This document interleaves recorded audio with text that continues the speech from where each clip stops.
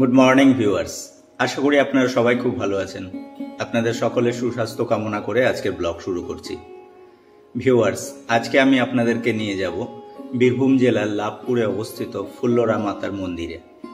এই ফুল্লরা মাতার মন্দির ৫১টা শক্তিপীঠের অর্থাৎ সতীপীঠের একটা অন্যতম সতীপীঠ।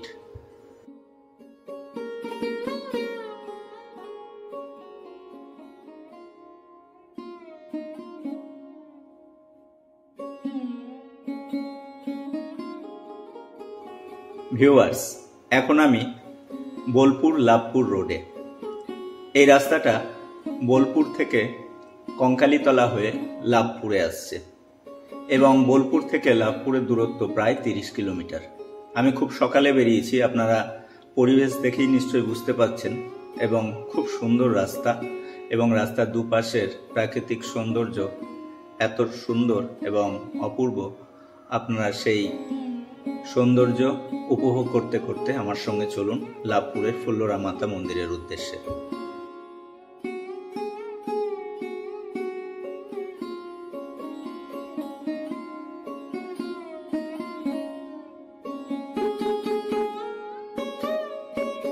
বন্ধুরা, এই শক্তিপীঠ ফুল্লরা সম্পর্কে আপনাদের কিছু তথ্য জানিয়ে রাখি। ফুল্লরা পশ্চিমবঙ্গের বীরভূম জেলায় অবস্থিত একটা অন্যতম শক্তিপীঠ বা সতীপীঠ। শক্তিপীঠ হিন্দু ধর্মের পবিত্রতম তীর্থস্থানগুলোর মধ্যে অন্যতম। লোকবিশ্বাস অনুসারে শক্তিপীঠ নামাঙ্কিত তীর্থগুলিতে দক্ষের কন্যা দেবী দাক্ষায়ণী সতীর দেহের নানান অঙ্গ প্রস্তুরীভূত অবস্থায় রক্ষিত আছে। সাধারণত ৫১টি শক্তিপীঠের কথা বলা হয়ে থাকলেও শাস্ত্রভেদে পীঠের সংখ্যা ও অবস্থান নিয়ে যথেষ্ট মতভেদ আছে। পীঠ নির্ণয়তন্ত্র গ্রন্থে শক্তিপীঠের সংখ্যা ৫১।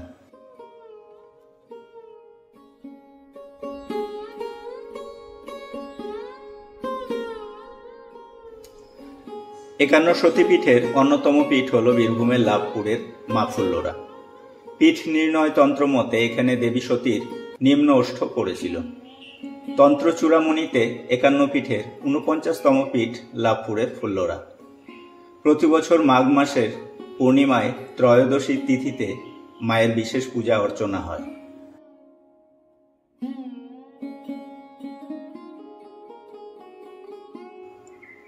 লোকালয় থেকে একটু দূরে দেবী ফুল্লরার মন্দির। এখানে মা ব্রহ্মশিলাতে পূজিত হন। কোনো দেবী মূর্তি নেই।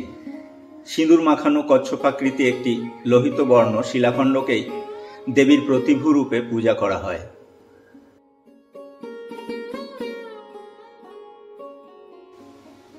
ফুল্লরা মন্দিরের আদি ইতিহাস অত্যন্ত গৌরবের।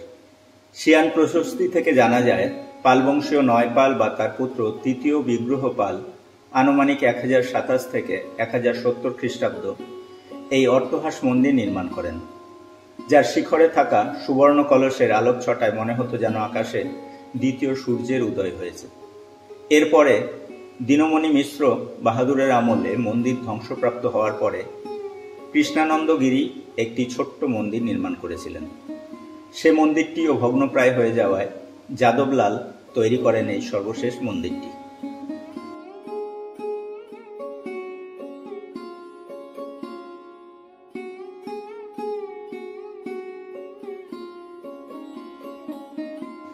ভিউয়ার্স, যারা কলকাতা থেকে অথবা রাজ্যের অন্যান্য জেলা থেকে বীরভূমের বোলপুরে ঘুরতে আসেন, তারা খুব সহজেই বীরভূম জেলারই এই সতীপীঠে অর্থাৎ ফুল্লরা মাতার মন্দিরে ঘুরে যেতে পারেন। বোলপুর থেকে এই ফুল্লরা মাতার মন্দিরের দূরত্ব মাত্র ৩০ কিলোমিটার।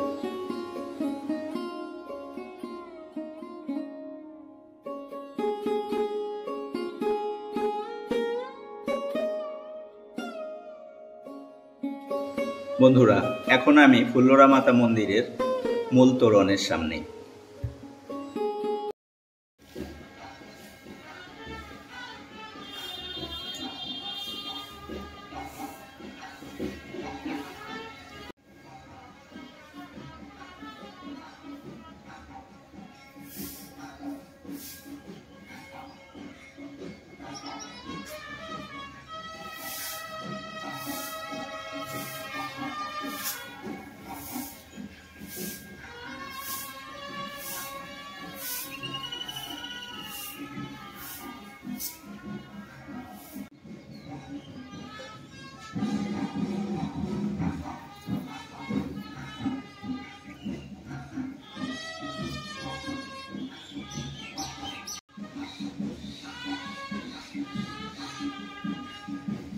ভিউয়ার্স, আপনারা নিশ্চয়ই বুঝতে পারছেন মন্দিরের পরিবেশ দেখে যে আমি কত সকাল সকালে এই মন্দিরে উপস্থিত হয়েছি।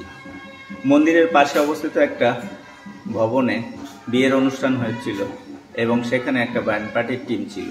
তারাই এই মন্দির চত্বরে এসে কিছু গান বাজাচ্ছিল ব্যান্ড পার্টিতে, এবং আপনারা ব্যাকগ্রাউন্ডে যে মিউজিক শুনতে পাচ্ছেন সেটা সেই ব্যান্ড পার্টিরই বাজানো।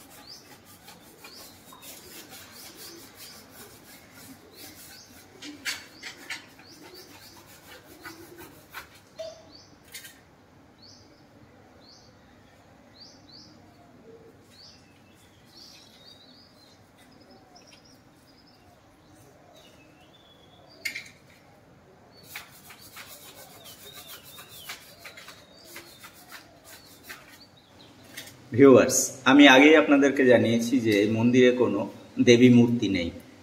আপনারা সিঁদুর মাখানো যে প্রস্তরখণ্ড দেখছেন সেটি দেবী রূপে পূজিতা হন। আমি এই মন্দিরের যে পুরোহিত আছেন তার সঙ্গেও কথা বলেছি এবং তার কাছ থেকে আপনারা এই মন্দিরের কিছু ইতিহাস জানতে পারেন।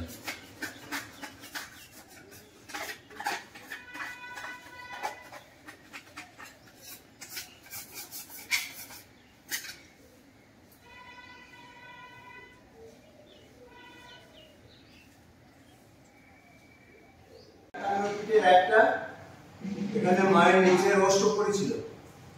অষ্টক করার পর মা এরকম স্বয়ংভূ শিলামূর্তি হয়ে গিয়েছে। এখানে দেবীর নাম হচ্ছে ফুল্লরা, ভৈরবের নাম হচ্ছে বিশেষ। এখানে মাঘী পূর্ণিমা তিথিতে কৃষ্ণানন্দ গিরি বলে একজন সাধক ছিলেন, ওনাকে মা প্রথম সাক্ষাৎ দিয়েছিলেন। দুর্গার যে মায়ের রূপ, যার হাতে সিংহ বাহিনী দুর্গা, সেই রূপে মা ওনাকে প্রথম সাক্ষাৎ দর্শন দিয়েছিলেন। সেই জন্য মাঘী পূর্ণিমা হচ্ছে আমাদের বাৎসরিক উৎসব। আর এরকম প্রত্যেক দিন নিত্য ভোগের ব্যবস্থা আছে সাধারণ যাত্রীদের জন্য, এবং পাশাপাশি অনেক গেস্ট হাউস আছে। যারা কোনো ভক্ত যদি আসতে চায় এখানে এসে থাকতে পারেন, কোনো সমস্যা নেই। শীতল ভোগের ব্যবস্থা আছে। এই হচ্ছে ব্যাপার। বুঝলেন দাদা? অনেক ধন্যবাদ মহারাজ।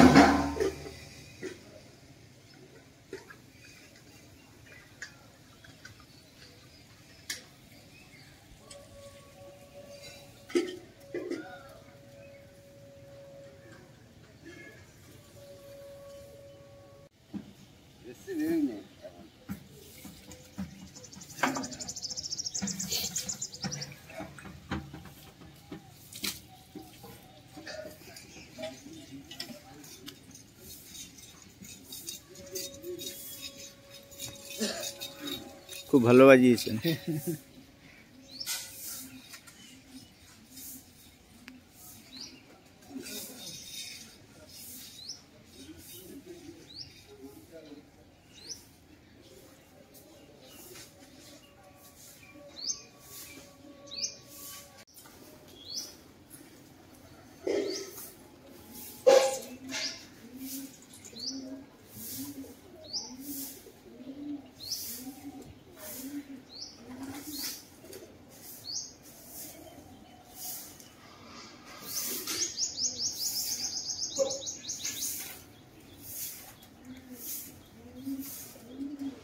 ভিউয়ার্স, আপনারা মন্দির চত্বরে যে বিরাট পুকুরটি দেখছেন সেটি কিংবদন্তি অনুসারে শ্রীরামচন্দ্র দুর্গাপুজোর সময় হনুমান এই পুকুর থেকে 108টি পদ্ম সংগ্রহ করেছিলেন।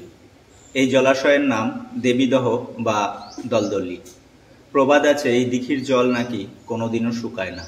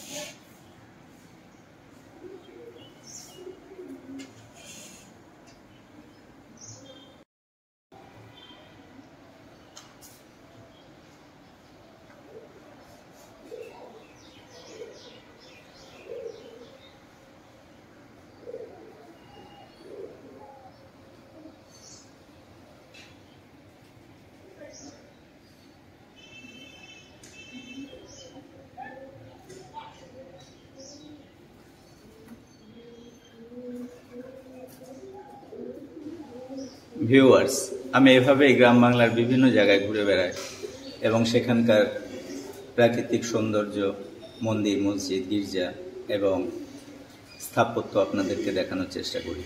যদি আমার কন্টেন্টগুলো আপনাদের পছন্দ হয় তাহলে প্লিজ আমার চ্যানেলটাকে সাবস্ক্রাইব করবেন এবং লাইক, কমেন্ট, শেয়ার করে আমাকে উৎসাহিত করবেন। ধন্যবাদ বন্ধুরা, দেখতে থাকুন ফুল্লরা মাতার মন্দির।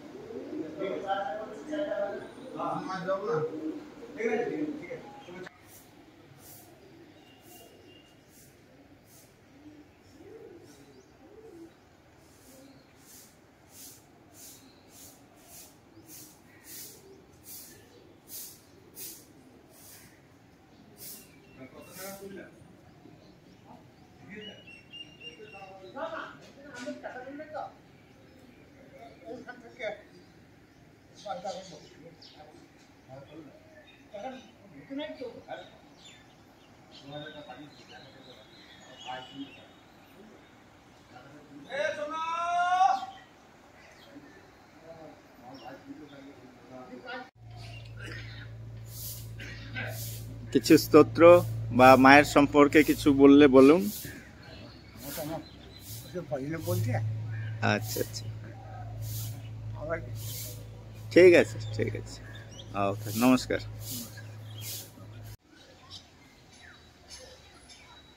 ভিউয়ার্স, আজকের মতো ব্লগটা এখানেই শেষ করছি। আবার আপনাদের সঙ্গে দেখা হবে অন্য দিন অন্য কোথাও। নমস্কার।